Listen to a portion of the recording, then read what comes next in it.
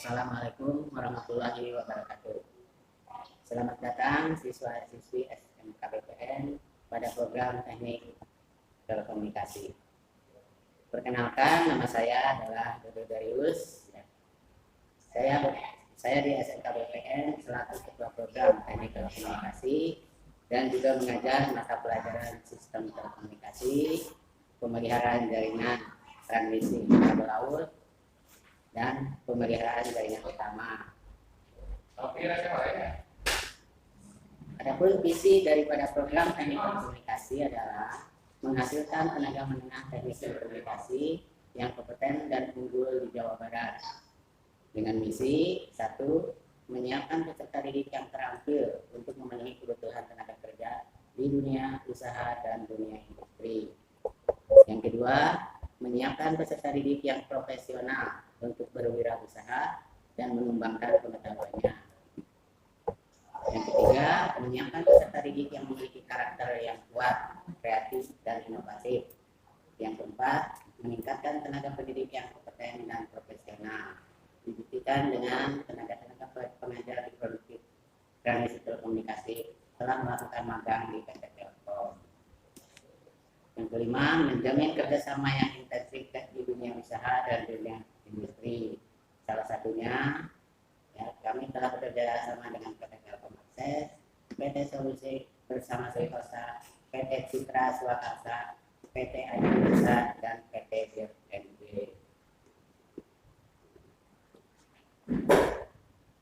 Ada siswa-siswi SMK BPN. Perbedaan utama antara teknik transmisi telekomunikasi dan teknik jaringan akses.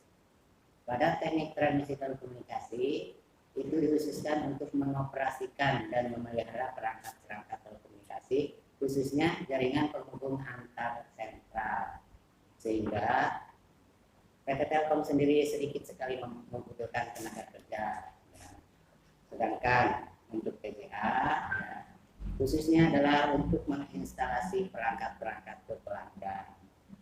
Nah, untuk instalasi ini PT Telkom, khususnya PT Telkom Akses, sangat membutuhkan tenaga yang banyak. Karena di samping untuk pasang baru indihome dan sebagainya, juga untuk migrasi dari kabel tembaga teknologi yang lama diganti dengan teknologi fiber optik. Adik-adik siswa-siswi SMK BPN yang kami banggakan. Untuk profil teknik telekomunikasi, untuk kelas 10 itu di samping belajar normatif adaptif yang sudah sama untuk semua jurusan, juga diberikan bidang dasar program keahlian atau C1 seperti Siskombi, kemudian kimia, fisika, dan biologi. Di samping itu juga kelas 10 juga diberikan dasar program keahlian yang disebut dengan C2. Apa yang dipelajari di dalam C2 yaitu sistem telekomunikasi, di mana pada garis besarnya akan mempelajari sejarah telekomunikasi, apa itu telekomunikasi, komponen-komponen terbesar daripada telekomunikasi, topologi daripada jaringan, kemudian ada juga pelajaran satu daya telekomunikasi, dan apa itu LAN, apa itu WAN. Itu semuanya dipelajari pada sistem telekomunikasi. Kemudian mempelajari juga elektronika dasar dan mikroprosesor. Kenapa harus mempelajari elektronika? Karena perangkat-perangkat telekomunikasi semuanya berasal daripada komponen-komponen elektronika. Dan kenapa juga harus belajar mikroprosesor? Karena teknologi sekarang adalah teknologi digital, di mana harus mengetahui dan memahami apa itu mikroprosesor.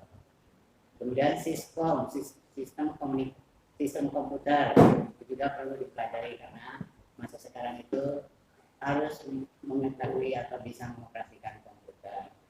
Kemudian mempelajari juga teknik kerja bengkel, di mana akan mempersuskan kepada teknik kerja bengkel yang berhubungan dengan teknik telekomunikasi. Untuk kelas 11 dan kelas 12, di samping belajar normatif dan adaptif, juga akan mempelajari program keahlian atau C3, di mana untuk program keahlian teknik transmisi telekomunikasi terdiri daripada operasi dan pemeliharaan jaringan utama, operasi dan pemeliharaan teknik transmisi kabel laut, operasi dan pemeliharaan transmisi satelit, dan operasi pemeliharaan transmisi radio. Jadi untuk program keahlian T3-nya itu dikhususkan untuk mengoperasikan dan memelihara perangkat-perangkat telekomunikasi. Untuk kelas 11 dan kelas 12 TCA, di samping belajar normatif dan adaptif yang seperti biasa mempelajari program keahlian T3 yaitu instalasi fiber to the home. Nah, mata pelajaran inilah yang sangat relevan dengan dunia industri masa sekarang, yaitu apa yang disebut dengan IndiHome. Kemudian mempelajari juga instalasi dan konfigurasi CPE. Apa itu CPE? CPE itu adalah customer premise equipment, jadi perangkat-perangkat pelanggan yang perangkat-perangkat telekomunikasi yang ada di pelanggan. Jadi nanti bisa menginstalasi dan mengkonfigurasinya. Salah satu contohnya adalah pesawat telepon, yaitu TV dan komputer. Kemudian koneksi jaringan telekomunikasi, jadi harus bisa mengkoneksikan antara berbagai jaringan. Kemudian satu lagi adalah instalasi PISA. Apa itu PISA? PISA itu adalah layanan pelanggan yang menggunakan satelit. Nah, ini juga kompetensi ini sangat-sangat diperlukan. Misalnya diperlukan di untuk ATM antar bank. Nah, untuk program teknik telekomunikasi untuk kelas 12 awal harus mengadakan PKL. Nah, untuk PKL yang sudah untuk program telekomunikasi kebanyakan melaksanakan PKL di PT Telkom. Tidak ada satupun yang selain di PT Telkom. Ini merupakan suatu kebanggaan bahwa kalau dibutuhkan nantinya bisa digunakan sebagai dasar untuk bekerja di PT Telkom. Jadi PKL bidang teknik telekomunikasi dari mulai angkatan pertama sampai angkatan yang kemarin itu semuanya pasti di PT Telkom. Siswa-siswi akan menjadi orang-orang yang mantap. Kita tahu bahwa sesuatu yang mantap pasti banyak dicari dan pasti akan mengamalkan. SMK BPM memfasilitasi agar siswa-siswi program teknik telekomunikasi menjadi orang yang kompeten dan profesional. SMK BPM ya, sesuai dengan program pemerintah, yaitu internet masuk desa dengan jaringan broadband. Demikian yang bisa Bapak sampaikan dalam MPLS tahun 2020-2021. Selamat bergabung di SMK BPM. SMK bisa, BPM beda. Wassalamualaikum warahmatullahi wabarakatuh. Perkenalkan, nama saya Eko Giantoso. Saya sebagai selaku pengajar di jurusan teknik. Untuk kali ini di jurusan SIJA atau Sistem Informasi Jaringan dan Aplikasi. Di MPLS 2020-2021 kami ucapkan selamat datang kepada siswa-siswi yang baru. Selamat bergabung di SMK Bina Putra Nusantara. Untuk jurusan SIJA ya, tahun ini baru membuka jurusan baru. Adik-adik sebelum mengetahui apa itu SIJA, mungkin di benak adik-adik itu mempunyai pemikiran kenapa ada jurusan SIJA. Sebelumnya pernah ada jurusan RPL, PKJ ataupun multimedia. Itu lebih sering didengar oleh adik-adik sekalian. Terus SIJA ini apa? Ada sebagian, ada yang tidak bisa dimengerti, ada yang bisa dipahami. Mungkin Bapak akan lebih menjelaskan lebih global atau rincinya. Kalau dibandingkan dengan jurusan yang lain di dunia TIK, teknik informasi. Baik, dalam bidang keahlian teknik informasi dan komunikasi di rumpun tersebut terdapat salah satunya adalah namanya adalah SIJA, Sistem Informasi Jaringan Aplikasi. Nah, tadi adik-adik mungkin di benaknya ada yang berpikir apa itu SIJA. Nah, SIJA itu kalau misalkan sekarang ini karena jurusan yang disebut jurusan yang baru, itu adalah yang pertama lebih gampangnya itu adalah jurusan ada gabungan antara jurusan RPL dengan PKJ atau rekayasa perangkat lunak dan teknik komputer jaringan. Nah, itu ada gabungannya. Baik. Yang berikutnya ada C2. C2 itu ada dasar program keahlian. Nah, apa saja yang akan dipelajari di C2 itu? Itu ada di kelas 10. Ada 4 mapel yang akan diajarkan di jurusan tersebut. Yang pertama ada sistem komputer, ya, tentang bagaimana komputer bekerja atau komputerisasi bekerja. Terus yang kedua ada komputer dan jaringan dasar. Terus bagaimana komputer dengan komputer yang lain bisa saling berhubungan dan bisa saling berkomunikasi. Terus yang ketiga ada pemrograman dasar. Pemrograman dasar itu adalah pemrograman bagaimana cara membangun sebuah aplikasi atau sistem yang bisa meringankan user tentunya. Terus yang keempat ada desain grafis. Desain grafis itu kalau misalkan kalian suka untuk menggambar, maka desain grafis itu bisa menggunakan tool alat untuk menggambar sesuai dengan keinginannya. Contoh yang sering digunakan itu seperti Photoshop ataupun Corel atau yang lainnya. Dan biasanya dibuatkan seperti pamflet, ya, atau poster, ataupun baliho, ataupun apapun. Nah itu adalah terus berikutnya yang terakhir ada C3. Di kejuruan itu ada C3. Yang terakhir itu adalah kompetensi keahlian. Nah ini adalah kompetensi keahlian yang menjadi jurusan SIJA itu yang membedakan dengan yang lain.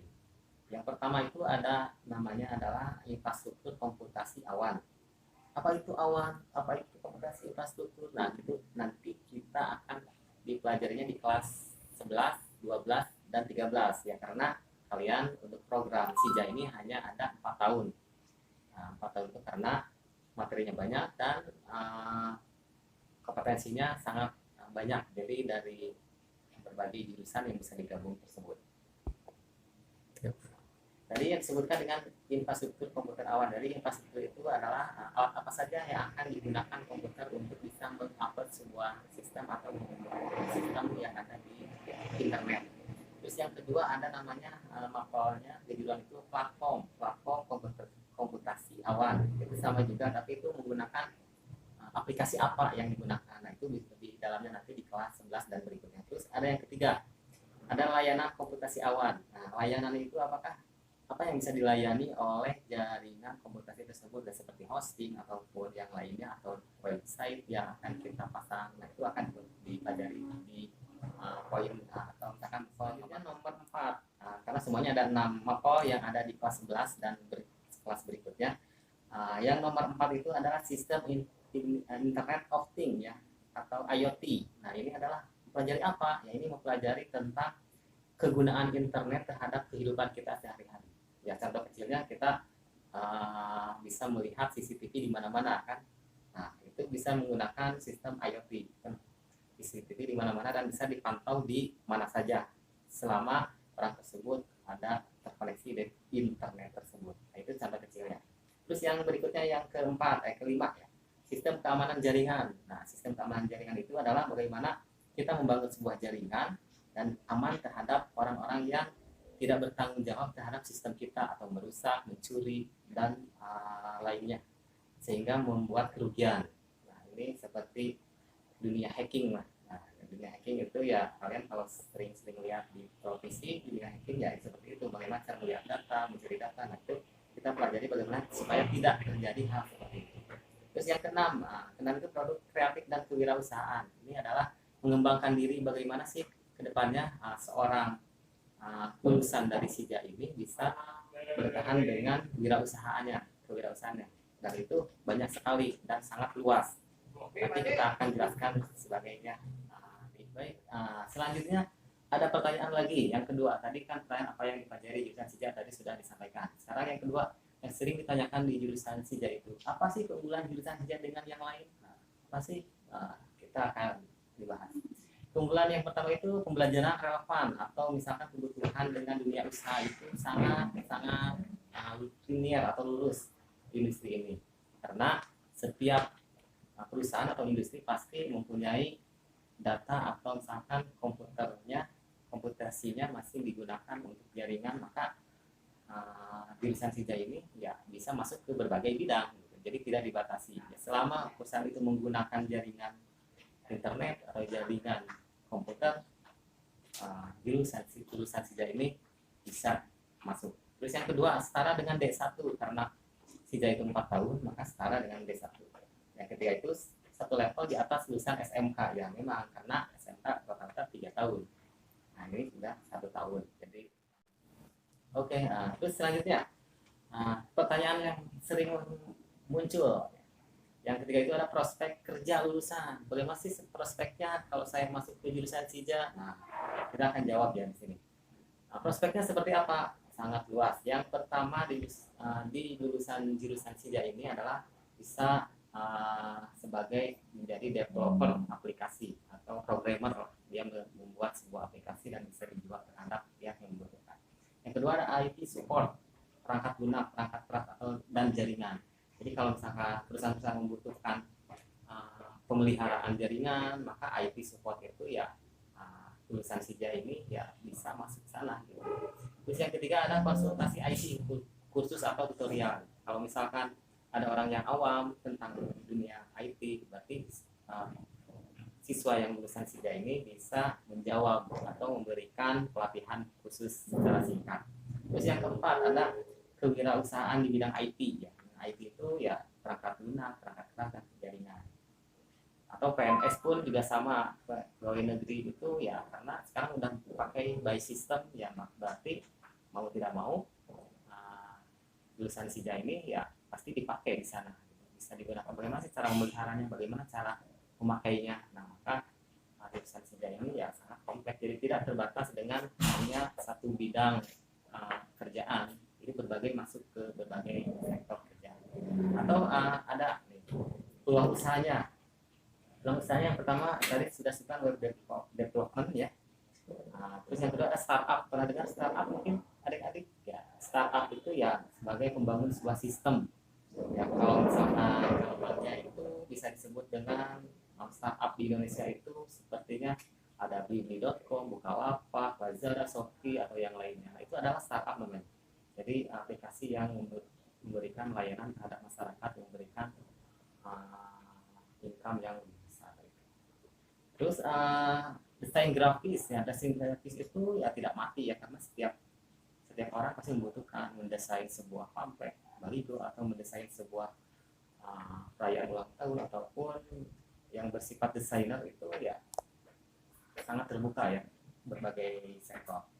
Terus ada SEO ya, SEO itu pernah dengar mungkin adik-adik, atau search engine optimization. Nah, itu adalah untuk pencarian Google bagaimana supaya website yang klien inginkan atau misalkan adik punya, misalkan saudara punya website pengen dicari di Google dengan cepat atau bisa di halaman yang nomor 1. Nah, itu dunia SEO itu yang akan dipelajari bisa di sana. Terus yang lagi booming juga sekarang kan Android banyak ya. Sekarang aplikasi mobile.